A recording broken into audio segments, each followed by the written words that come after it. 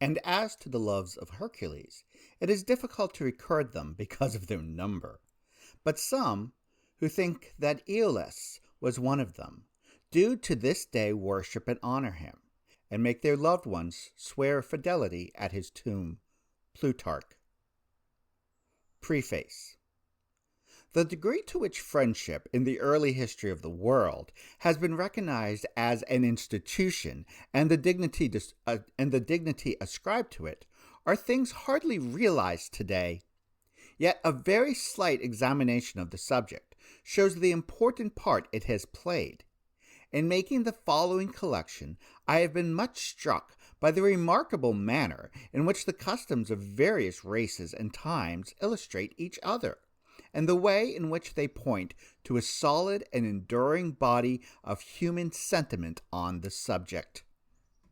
In the matter of quotation and translation, my best thanks are due to various authors and holders of literary copyrights for their assistance and authority, and especially to the Master and Fellows of Balliol College for permission to quote from the late Professor Jowett's translation of Plato's Dialogues, to Messrs. George Bell and Sons for leave to make use of the Bond series, to Messrs. A. and C. Black for leave of quotation from the late J. Addington Symonds' Studies of the Greek Poets, and to Messrs. Longmans, Green and Company for sanction of extracts from the Reverend W. H. Hunching's translation of the Confessions of St. Augustine. In cases where no reference is given, the translations are by the editor. E.C., March 1902. 1. Friendship customs in the pagan and early world. Friendship customs of a very marked and definite character have apparently prevailed among a great many primitive peoples, but the information that we have about them is seldom thoroughly satisfactory. Travelers have been content to note external ceremonies, like the exchange of names between comrades, or the mutual tasting of each other's blood. But, either from want of perception or want of opportunity, have not been able to tell us anything about the inner meaning of these formalities, or the sentiments which may have inspired them. Still, we have material enough to indicate that comrade attachment has been recognized as an important institution and held in high esteem among quite savage tribes, and some of the following quotations will show this. When we come to the higher culture of the Greek age, the material fortunately is abundant, not only for the customs, but, in Greek philosophy and poetry, for the inner sentiments which inspired these customs. Consequently, it will be found that the major part of this and the following two chapters deals with matter from Greek sources. The later chapters carry on the subject in loosely historical sequence through the Christian centuries down to modern times. The Balonda are an African tribe inhabiting Landa land, among the southern tributaries of the Congo River. They were visited by Livingstone, and the following account of their customs is derived from him. The Balonda have a most remarkable custom of cementing friendship. When two men agree to be special friends, they go through a singular ceremony. The men sit opposite each other holding hands, and by the side of each is a vessel of beer. Slight cuts are then made on the clasped hands, on the pit of the stomach, on the right cheek, and on the forehead. The point of a grass blade is pressed against each of these cuts, so as to take up a little of the blood, and each man washes the grass blade in his own beer vessel. The vessels are then exchanged, and the contents drunk, so that each imbibes the blood of the other. The two are thenceforth considered as blood relations, and are bound to assist each other in every possible manner. While the beer is being drunk, the friends of each of the men beat underground with clubs, and bawl out certain sentences as ratification of the treaty. It is thought correct for all the friends of each party to the contract to drink a little of the beer. The ceremony is called kassendi. After it has been completed, gifts are exchanged, and both parties always give their most precious possessions. Natural History of Man, Reverend J. G. Wood, Volume, Africa, page 419. Among the Monganjas and other tribes of the Zambesi region, Livingstone found the customs of changing names prevalent. Sinanyane, a headman, had exchanged names with a Zulu at Shupanga, and, on being called the next morning, made no answer. To his second and third summons he paid no attention, but at length one of his men replied, "He is not Sinanyane now. He is Moshoshoma." And to this name he answered promptly. The custom of exchanging names with men of other tribes is not uncommon, and the exchangers regard themselves as close comrades, owing special duties to each other ever after. Should one by chance visit his comrade's town, he expects to receive food, lodging, and other friendly offices from him. Narrative of an Expedition to the Zambesi by David and Charles Livingstone, Murray, 1865, page 148. In the story of David and Jonathan, which follows, we have an example from much the same stage of primitive tribal life, of a compact between two friends, one the son of the chief, the other a shepherd youth.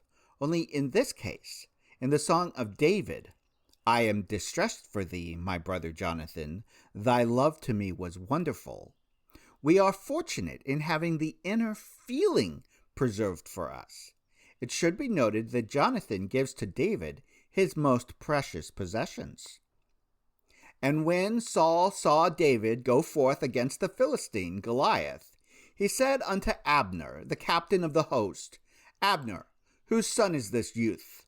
And Abner said, As thy soul liveth, O king, I cannot tell. And the king said, Inquire thou whose son the stripling is. And as David returned from the slaughter of the Philistine, Abner took him and brought him before Saul, with the head of the Philistine in his hand. And Saul said to him, Whose son art thou, young man? And David answered, The son of thy servant Jesse, the Bethlehemite. And it came to pass, when he had made an end of speaking unto Saul, that the soul of Jonathan was knit with the soul of David, and Jonathan loved him as his own soul. And Saul took him that day, and would let him go no more home to his father's house. Then Jonathan and David made a covenant, because he loved him as his own soul. And Jonathan stripped himself of the robe that was upon him, and gave it to David, and his garments, even to his sword, and to his bow, and to his girdle. 1 Samuel, chapter 17:55. With regard to the exchange of names, a slightly different custom prevails among the Bengali coolies. Two youths or two girls will exchange two flowers of the same kind with each other, in tokens of perpetual alliance. After that, one speaks of the other as my flower, but never alludes to the other by name again, only by some roundabout phrase.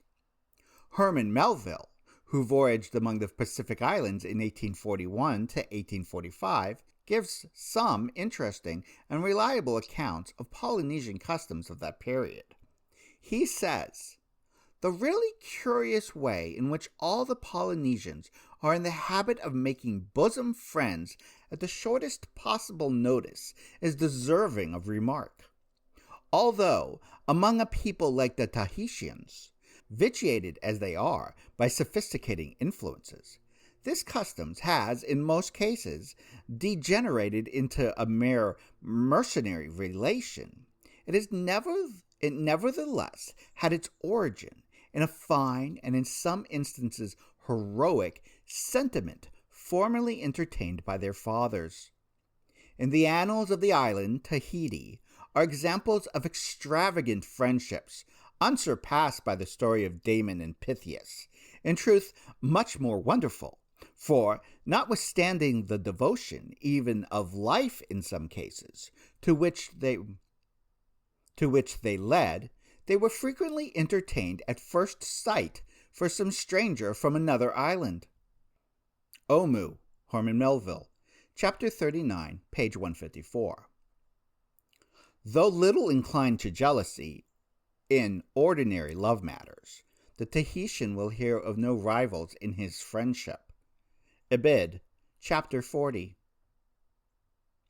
Melville spent some months on one of the Marquesas Islands, in a valley occupied by a tribe called Taipis. One day, there turned up a stranger belonging to a hostile tribe who occupied another part of the island. The stranger could not have been more than 25 years of age, and was a little above the ordinary height. Had he been a single hair's breadth taller, the matchless symmetry of his form would have been destroyed. His unclad limbs were beautifully formed, whilst the elegant outline of his figure, together with his beardless cheeks, might have entitled him to the distinction of standing for the statue of the Polynesian Apollo.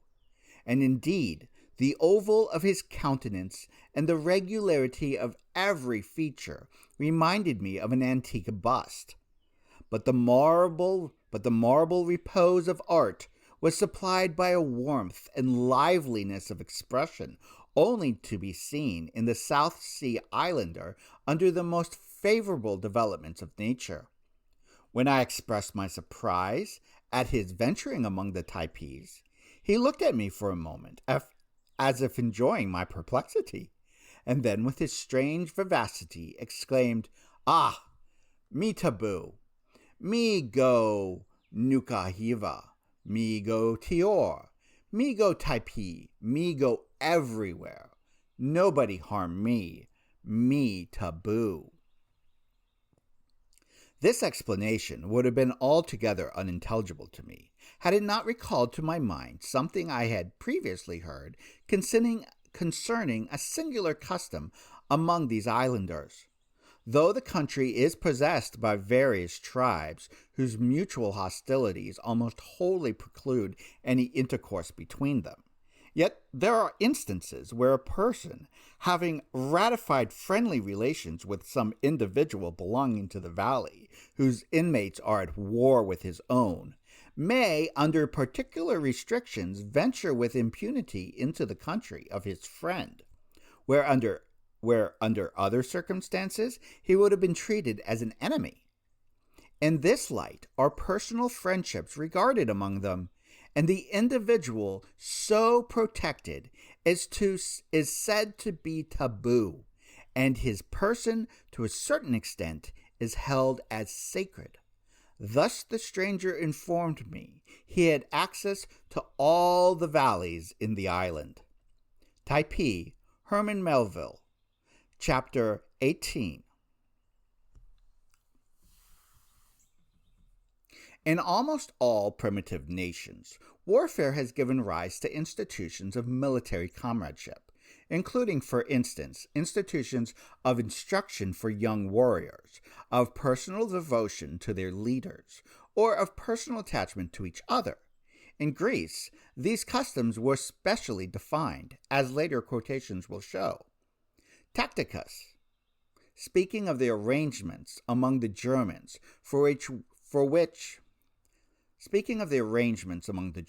by which each military chief was surrounded by younger companions in arms, says, "There is great emulation among the companions which shall possess the highest place in the favor of their chief, and among the chiefs which shall excel in the number and valor of his companions. It is their dignity, their strength, to be always surrounded with a large body of select youth, an ornament in peace, a bulwark in war. In the field of battle, it is disgraceful for the chief to be surpassed in valor. It is disgraceful for the companions not to equal their chief. But it is reproach and infamy during a whole succeeding life to retreat from the field surviving him, to aid, to protect him, to place their own gallant actions to the account of his glory is their first and most sacred engagement. Tacitus, Germania, 1314, Bobbin series. Among the Arab tribes, very much the same thing may be found, every sheik having his bodyguard of young men, whom he instructs and educates, while they render to him their military and personal devotion. In the late expedition of the British to Khartoum, November 1899, when Colonel Wingate and his troops mowed down the Khalifa and his followers with their Maxims, the death of the Khalifa was thus described by a correspondent of the daily papers. In the center of what was evidently the main attack on our right, we came across a very large number of bodies, all huddled together in a very small place. Their horses lay dead behind them. The Khalifa lay dead on his forma, or sheepskin, the typical end of the Arab sheik who disdained surrender. On his right was the Khalifa Ali Wad Hila, and on his left Ahmed Fidel, his great fighting leader, whilst all around him lay his faithful emirs, all content to meet their death when he had chosen to meet his. His black Mulamaran, or bodyguard, all lay dead in a straight line, about 40 yards in front of their master's body, with their faces to the foe, and faithful to the last. It was truly a touching sight, and one could not help but feel that their end was truly grand. Amongst the dead were found 2 men tied together by the arms, who had charged towards the guns and had got nearer than any others. On inquiring of the prisoners, Colonel Wingate was told that these 2 were great friends, and on seeing the Egyptian guns come up, had tied themselves by the arms with a cord, swearing to reach the guns or die together. Compare also the following quotation from Ammianus Marcellinus, chapter 16, section 13, who says that when Conodamarus, king of the Alemanni, was taken prisoner by the Romans, his companions, 200 in number, and 3 friends particularly attached to him, thinking it infamous to survive their prince or not to die for him, surrendered themselves to be put in bonds. The following passage from Livingstone shows the existence among the African tribes of his time of a system which Wood rightly says has a singular resemblance to the instruction of pages in the days of chivalry. Monina, one of the confederate tribes of the Banye, had a great number of young men about him, from 12 to 15 years of age. These were all sons of free men, and bands of young lads like them in the different districts leave their parents about the age of puberty and live with such men as Monina, for the sake of instruction. When I asked the nature of the instruction, I was told Banye, which I suppose may be understood as indicating manhood, for it sounds as if we should say to teach an American Americanism, or an Englishman to be English. While here, they are kept in subjugation to rather stringent regulations. They remain unmarried until a fresh set of youths is ready to occupy their place under the same instruction. Missionary Travels and Researches in South Africa by David Livingstone, 1857, page 618.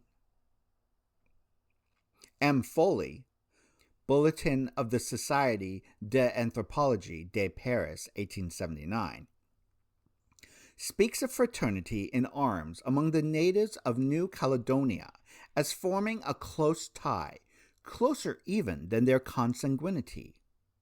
With regards to Greece, J. Addington Symonds has some interesting remarks, which are well worthy of consideration. He says, "Nearly all the historians of Greece have failed to insist upon the fact that fraternity in arms played for the Greek race the same part as the idealization of women for the knighthood of feudal Europe. Greek mythology and history are full of tales of friendship, which can only be paralleled by the story of David and Jonathan in the Bible, the legends of Heracles and Hylas, of Theseus and Perithous, of Apollo and Hyacinth, of Orestes and Pylades, occur immediately to the mind. Among the noblest patriots, tyrannicides, lawgivers, and self-devoted heroes in the early times of Greece, we always find the names of friends and comrades received with peculiar honor. Harmodius and Aristogiton, who slew the despot Hipparchus at Athens, Diocles and Philolaus, who gave laws to Thebes, Chariton and Melanippus, who resisted the sway of Phalaris in Sicily, Cratinus and Aristodemus, who devoted their lives to propitiate offended deities when a plague had fallen on Athens. These comrades, staunch to each other in their love, and elevated by friendship to the pitch of noblest enthusiasm, were among the favorite saints of Greek legend and history.